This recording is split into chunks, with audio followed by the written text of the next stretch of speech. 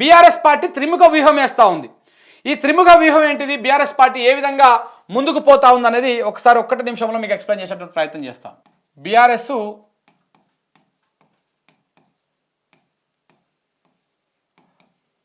త్రిముఖ వ్యూహం ఇప్పటికే కేటీఆర్ ఆయన కార్యక్రమాలు ఆయన చేస్తూ ఉన్నాడు. ఆయన రోజుకో కార్యక్రమంతో ఆయన దూసుకుపోతా ఉన్నాడు. ఇక హరీష్ రావు చాలా డిఫరెంట్గా ఈయన యాంగిల్లో ఈయన దూసుకుపోతా ఉన్నాడు. ఎవరు ఊహించని పాయింట్లను కూడా ఆయన లేపి ఒక చర్చకు తావు తీస్తూ ఉంటాడు. నిజంగా కూడా హరీష్ రావు లేపినటువంటి పాయింట్లలో చాలా వరకు ప్రభుత్వం చాలా ఇరుకున పడుతూ ఉంటుంది. సో కాబట్టి ఇటు కేటీఆర్ తన స్టైల్లో దూసుకుపోతా ఉన్నాడు ప్రజల్లోకి. ఈ ప్రభుత్వ ఎక్కడైతే ప్రజలు ఇబ్బందులు పడుతూ ఉన్నారో వాళ్ళ పక్షాన పోయి వాళ్ళ వాయిస్ వినిపిస్తూ ఉన్నాడు. ఇటు హరీష్ రావు కూడా ఏదో ఒక కార్యక్రమంతో ప్రజలు ఎక్కడైతే ఇబ్బందులు పడుతూ ఉన్నారో వాళ్ళ దగ్గరికి పోతా ఉన్నాడు. ఇప్పుడు కవిత కూడా ఎంటర్ అయింది. కవిత కూడా ఎంటర్ అయింది. ఇప్పుడు ఆమె కూడా ఒక ఎజెండాతో ముందుకు పోతా ఉన్నది. వాస్తవానికి ఇలా బీసీ మూమెంటు బాగా పీక్స్లో ఉన్నది. కానీ మరి వీళ్ళు ముందే గ్రహించరా ఏదో తెలియదు. గవర్నమెంట్ పోయినాక ఆమె ఒక బీసీ ఫ్రంట్ను ఏర్పాటు చేసి ఈ జ్యోతిరావు పూలే విగ్రహ ఏర్పాటు కావచ్చు, లేకపోతే దీనికి సంబంధించినటువంటి కార్యక్రమాలు కావచ్చు, రిజర్వేషన్ సంబంధించి ఈమె గతంలో జైలుకు పోక ముందుకే ఈమె చర్చ చేసింది. మళ్ళీ ఇప్పుడు అదే పంతాన్ని ఈమె ముందు తీసుకుపోతున్నట్టుగా కనపడతా ఉంది. దాంతోపాటు ప్రజా సమస్యల మీద ఈ బీసీ అనేటువంటి లైనే కాదు, ప్రజా సమస్యల మీద ఎక్కడ ఎవరు ఇబ్బందులు పడినా ఈమె కూడా అగ్రెసివ్గా ముందుకు పోయేటువంటి ప్రయత్నం చేస్తూ ఉంది. మనం చూసినాం కదా నిమ్స్లో ఆ గురుకుల విద్యార్థిని ఒక అమ్మాయి ట్రీట్మెంట్ పొందుతూ ఉంటే అక్కడికి పోయి ఆమె పరామర్శించి వచ్చింది. ఇట్లా త్రిముఖ వ్యూహం వేస్తూ ఉన్నది. ఇప్పుడు రేవంత్ రెడ్డి కానీ కాంగ్రెస్ పార్టీ కానీ ఏం చెప్తా ఉన్నది, కేసీఆర్ నువ్వు ఎందుకు బయటకు వస్తలేవు, కేసీఆర్ నువ్వు దేనికి బయటకు వస్తలేవు, ఎందుకు మాట్లాడతలేవు అని చెప్పేసి మాట్లాడుతూ ఉన్నారు.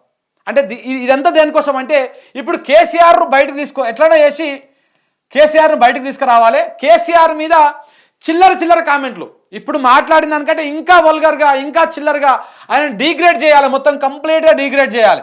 ఇది రేవంత్ రెడ్డి ప్లాన్, కాంగ్రెస్ ప్లాన్. కంప్లీట్గా డీగ్రేడ్ చేయాలి. దీంట్లో బీజేపీ కూడా పాలు పంచుకుంటుంది. కంప్లీట్గా డీగ్రేడ్ చేసి తెలంగాణ ప్రజల ముందు కేసీఆర్ ఇంకా చులకన చేయాలనేటువంటి ప్రయత్నము రేవంత్ రెడ్డి ఈ కాంగ్రెస్ ప్రభుత్వం చేస్తూ ఉంది. కానీ బీఆర్ఎస్ పార్టీ ఏం చేస్తూ ఉంది, 100% వీళ్ళు ఒక త్రిముఖ వ్యూహంతో ఒక పకడ్బందీ ప్లాన్ తోటి, ఎందుకంటే పోరాటాల నుంచి వచ్చిన వాళ్ళు కదా బీఆర్ఎస్ పార్టీ, అది టీఆర్ఎస్ పార్టీ. ఇలా పుట్టుకనే పోరాటంతో పుట్టింది. 2001లో పార్టీ పెట్టిన కాడ నుంచి అంతకుముందు తెలంగాణ కోసం ఏ విధంగా ఒక ప్రణాళిక రెడీ చేసుకొని పార్టీ పెట్టి ఏ విధంగా ప్రత్యక్షంగా ఉద్యమం చేసి ఆ ఉద్యమాన్ని తెలంగాణ అన్నటువంటి నినాదాన్ని దాన్ని మర్చిపోకుండా ప్రజల లోపల రగిలించి ఏ విధంగా అంతిమ లక్ష్యాలను ముద్దాడిందో ఈ 14 సంవత్సరాల పోరాటమే బీఆర్ఎస్ పార్టీ ప్రస్తావన కదా. సో కాబట్టి బీఆర్ఎస్ పార్టీకి ఈ పోరాటం కానీ వ్యూహాలు కానీ ఈ రాజకీయ ఎత్తుగడలు కానీ ఇవి చాలా ఈజీ, పెద్ద వెనతో పెట్టినటువంటి విద్య, అది పెద్ద సమస్య కాదు వాళ్ళకి. సో కాబట్టి ఇప్పుడు మొన్నటిదాకా కేటీఆర్ ఉండే ఫ్రేమ్లో, ఇప్పుడు హరీష్ రావు ఉండే ఫ్రేమ్లో, ఇప్పుడు వీళ్ళతో పాటు కవిత కూడా యాడ్ అయింది. ఇంకా ఇప్పుడు జరుగుతున్నటువంటి దానికంటే ఇంకా ఎక్కువ ప్రజలకు సంబంధించినటువంటి ఇష్యూలని ఇంకా ప్రభుత్వం ముందుకు తీసుకొచ్చేటువంటి అవకాశాలు కనపడతా ఉన్నాయి. రేవంత్ రెడ్డికి అర్థమైతలేదు ఇంకా. ఇప్పుడు నువ్వు ఎప్పుడైతే ప్రతిపక్షం మీద ఫోకస్ పెట్టి పాలనను గాడికి వదిలేస్తావో అప్పుడు సమస్యలు పెరుగుతాయి. ప్రతిపక్షం అనేది ప్రజల పక్షాన ఎప్పుడు కొట్లాడుతూనే ఉంటుంది. వాళ్ళ సమస్య ఉన్నా లేకపోయినా ఏదో ఒక అంశాన్ని తీసుకురావాలని చూస్తూనే ఉంటారు. అంటే ఒక అంశాన్ని ప్రభుత్వం ముందు పెట్టాలి, ప్రజా సమస్యలని అని చెప్పేసి చూస్తూ ఉంటారు, ప్రయత్నం చేస్తూ ఉంటారు. అప్పుడు ప్రభుత్వం ఏం చేయాలి, దానికి కొంత సామరస్యంగా రాజకీయ విమర్శ చేస్తూనే అడ్మినిస్ట్రేషన్ మీద ఫోకస్ పెట్టాలి. కేసీఆర్ అదే పని చేసిండు. ఎన్ని విమర్శలు వచ్చినా అడ్మినిస్ట్రేషన్ మీద ఫోకస్ పెట్టిండు. అడ్మినిస్ట్రేషన్ ఎక్కడ కూడా తొనకకుండా ప్రయత్నం చేసిండు. కానీ రేవంత్ రెడ్డి దానికి మొత్తం విరుద్ధంగా చేస్తూ ఉన్నాడు. అడ్మినిస్ట్రేషన్ని గాలికి వదిలేసి పొద్దుగాలు లేస్తే ట్విట్టర్లో ఏమొస్తుంది, యూట్యూబ్లో ఏమొస్తుంది, ఫేస్బుక్లో ఏమొస్తుంది, ఈ సోషల్ మీడియా చూసుకుంటూ కూర్చున్నాడు. ఈ ప్రతిపక్ష పార్టీ నాయకులు మాట్లాడుతుంటే దాని మీద కౌంటర్ చేయడానికి. ఇది కాదు ఒక రాష్ట్ర నాయకుడు చేయాల్సిన పని, ముఖ్యమంత్రి చేయాల్సిన పని. రాజకీయాలు చూసుడు కాదు. రాజకీయాలు చూసేటువంటి వాళ్ళు మహేష్ కుమార్ గౌడ్ ఉన్నాడు మీకు, పిసిసి అధ్యక్షుని లెక్క. ఆయన ఆ పని చేస్తాడు. నువ్వు పరిపాలన చూసుకో, నీ మంత్రులు పరిపాలన చూసుకోండి. అంతేగాని రాజకీయంగా మీరు ఫోకస్ పెట్టి అధికారాన్ని ఇప్పుడు అడ్మినిస్ట్రేషన్ని గాలికి వదిలేస్తే సమస్యలు ఆటంతటా అవే ఆటోమేటికల్ వస్తూనే ఉంటాయి. ఇప్పుడు వానాకాలం వస్తూనే ఉంది, ఇప్పుడు యాసంగి సీజన్ వస్తూనే ఉంది. యాసంగి సీజన్కి ఇప్పటికే కొంతమంది అప్పటికే తూకాలు పోసుకున్నారు. ఆ రైతు భరోసా ఎట్లా ఇవ్వాలి, కనీసం ఈ సీజన్ కన్నా ఇస్తామా అయ్యామా అనేది కూడా చర్చ పెట్టాలి. దాని మీద సమీక్ష చేయాలి, అధికారులను పిలిపించుకోవాలి. ఎందుకు మనం ఇవ్వలేకపోతా ఉన్నాం, దేనికి ఇవ్వలేకపోతా ఉన్నాం, ఇవన్నీ కూడా చర్చ చేయాలి. ఇది అడ్మినిస్ట్రేషన్లో కూర్చొని చేసేటువంటి పని. అంతేగాని రైతు భరోసా ఇస్తలేడని చెప్పేసి కేసీఆర్ లేకపోతే బీఆర్ఎస్ పార్టీ కేటీఆర్ హరీష్ రావు ఎవరైనా మాట్లాడగానే మీరేం లెస్ ఇచ్చినారు, మీరు పుట్టలకు ఇచ్చారు షెట్లకు ఇచ్చారని చెప్పేసి కౌంటర్ ఇచ్చిన దాని మీద ఫోకస్ పెడితే ఇది మొత్తానికే పోతుంది. సో కాబట్టి బీఆర్ఎస్ త్రిముఖ వ్యూహంలో రేవంత్ రెడ్డి ఇరుక్కున్నాడు. 200% ఇంకా సమస్యలు ఎదుర్కోవాల్సి వస్తుంది అంటిల్ ఈయన అడ్మినిస్ట్రేషన్ మీద ఫోకస్ పెట్టినంత వరకు. అడ్మినిస్ట్రేషన్ మీద ఫోకస్ పెడితే ఈ ప్రతిపక్షానికి అవకాశం లేకుండా, మాట్లాడేటువంటి వాళ్ళకి అవకాశం లేకుండా నువ్వు చేయొచ్చు. దుబారా ఖర్చులు పక్కన పెట్టి అడ్మినిస్ట్రేషన్ మీద, ప్రజా సంక్షేమం మీద, ప్రజాపాలన మీద, సంక్షేమ పథకాల మీద, అభివృద్ధి కార్యక్రమాల మీద నువ్వు ఫోకస్ పెడితే సమస్యలు ఉండవు. అవి పక్కన పెట్టేసి రాజకీయంగా మనుగడ సాధించడం కోసం ప్రయత్నాలు చేస్తే బిస్కెట్ అవుతుంది. ఇక ఇది బీఆర్ఎస్ త్రిముఖ వ్యూహం. ఇక లాస్ట్ది, ఇది చాలా ఇంపార్టెంట్, లగచర్లకు సంబంధించినటువంటి ఇష్యూ. ఈ లగచర్ల విషయంలో రాష్ట్ర ప్రభుత్వము ఏ మాత్రం కూడా వెనక్కి తగ్గేటువంటి పరిస్థితి కనపడతలేదు. ఏ మాత్రం కూడా వెనక్కి తగ్గేటువంటి పరిస్థితి కనపడతలేదు. లగచర్ల చాలా న్యాయమైన పోరాటం. అది ఎవరన్నా చెప్పినా చెప్పకపోయినా అక్కడ ఉన్నటువంటి 5 గ్రామాల ప్రజలు చాలా న్యాయంగా పోరాటం చేస్తూ ఉన్నారు.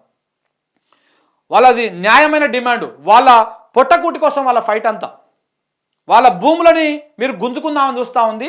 మేము మా భూములు ఇవ్వము, మాకేం చేయకపోయినా పర్లేదు, మీ రైతు బంధు వద్దు, మీ పింఛన్లు వద్దు, మీ సంక్షేమ కార్యక్రమాలు వద్దు, మీ అభివృద్ధి వద్దు, మీకు ఏం వద్దు, నా భూమి నాకు కావాలి, నా ఇల్లు నాకు కావాలి, మమ్మల్ని ఇట్లా బతకనియండి అని చెప్పేసి ఏకగ్రీవంగా రాతపూర్వకంగా రాసి సంతకాలు పెట్టించారు ఈ 5 గ్రామాల ప్రజలు. హకింపేట, పోలేపల్లి, లగచర్ల, పులిచెర్ల కుంటతండ, రోటిబండ తండ, ఈ 5 గ్రామాల ప్రజలు సంతకాలు పెట్టి ఏకగ్రీవంగా ఇచ్చారు.